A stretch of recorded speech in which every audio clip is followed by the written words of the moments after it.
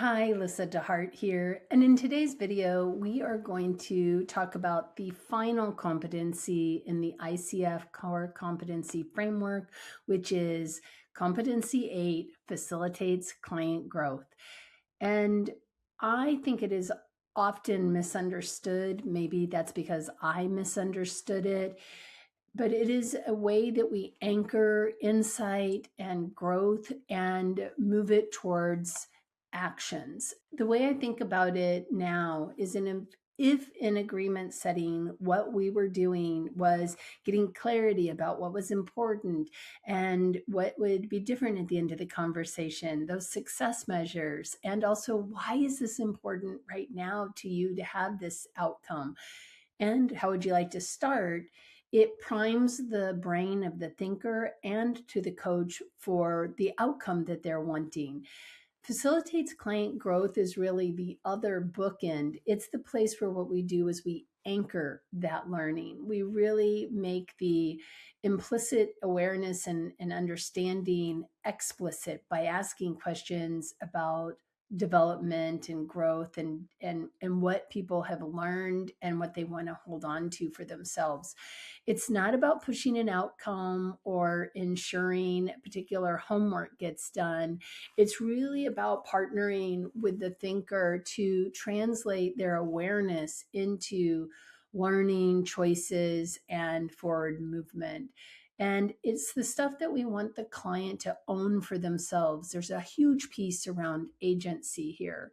So in this video, what we're going to do is we're going to look at facilitates client growth at the competency level. We're going to take a quick look at what's changed in the updated 2025 core competencies.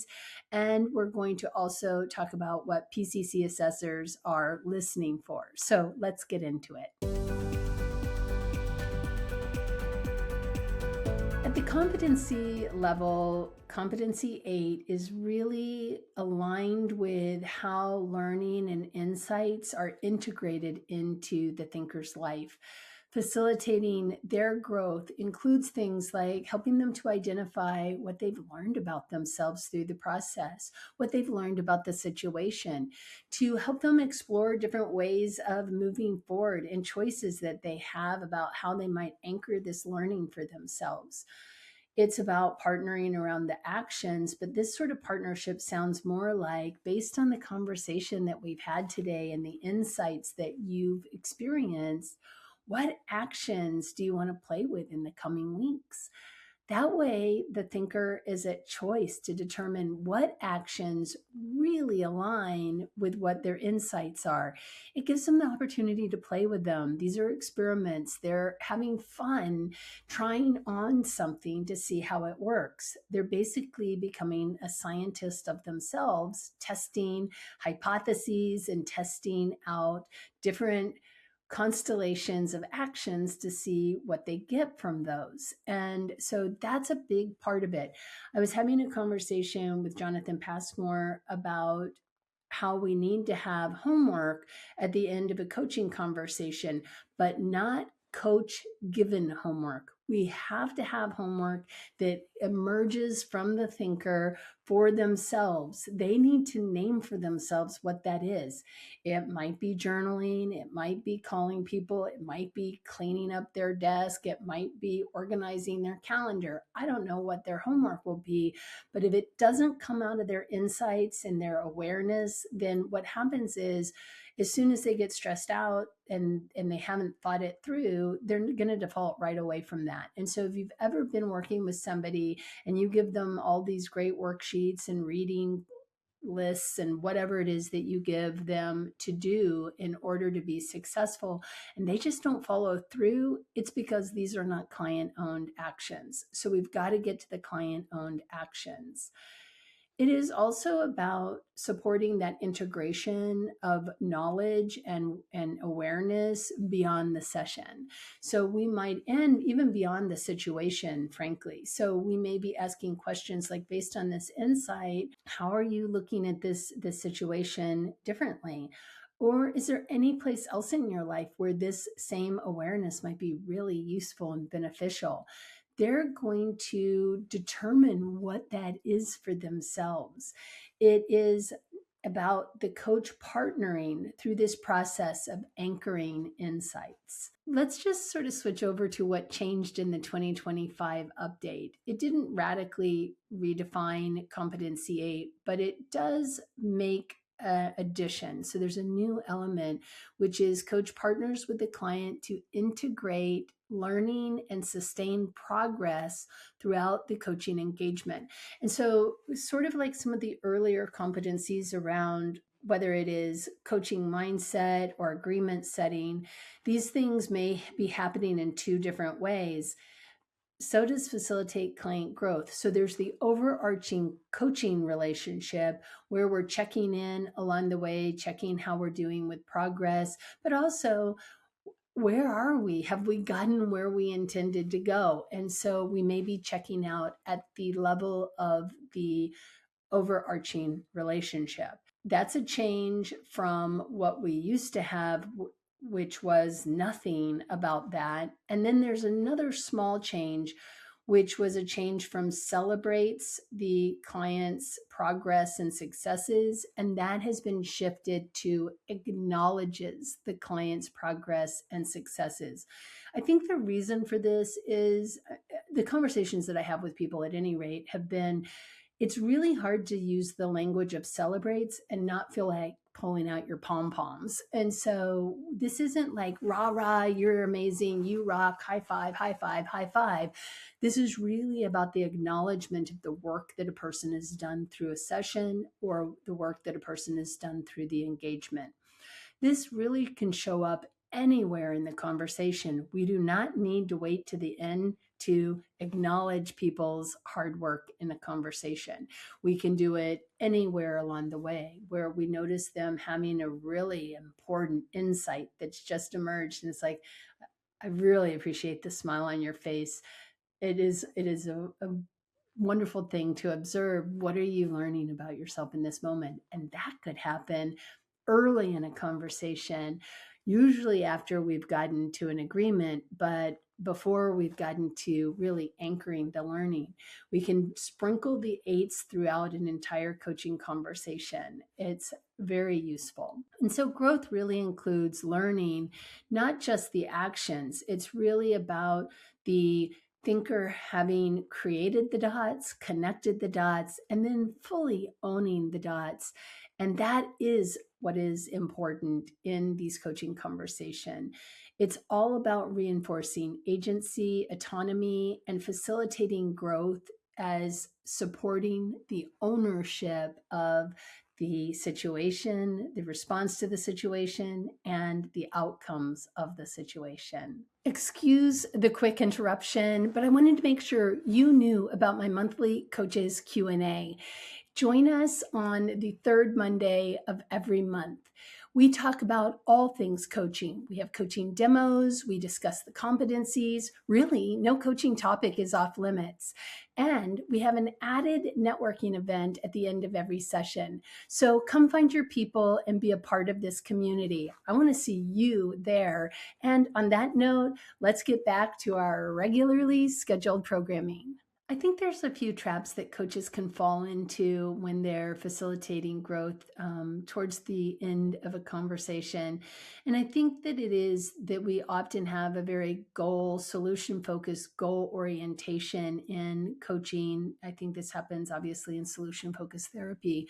The focus is so much on the end goal that what we do is we really narrow everybody's field of vision, and we're only running this tunnel towards whatever that goal is. And we really need to evoke more awareness before we ever get to the place where we start to bring it back down to a close. So it isn't about treating growth as goal completion. It's really about integrating awareness in each conversation. The homework may be very subtle. It may be sitting with something, thinking about it, meditating on it, talking to friends. It could be anything. We don't want to overstructure the actions or next steps. It's really about slowly moving in the direction of the dream.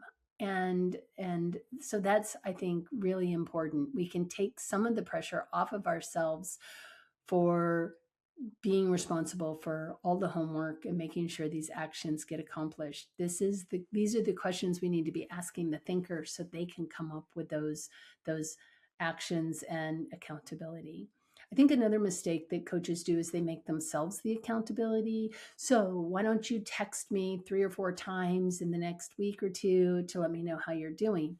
This is not the kind of accountability that we're talking about. The accountability is, what in you can you use to hold yourself accountable? What sort of resources do you have in your life that will support you in holding yourself accountable?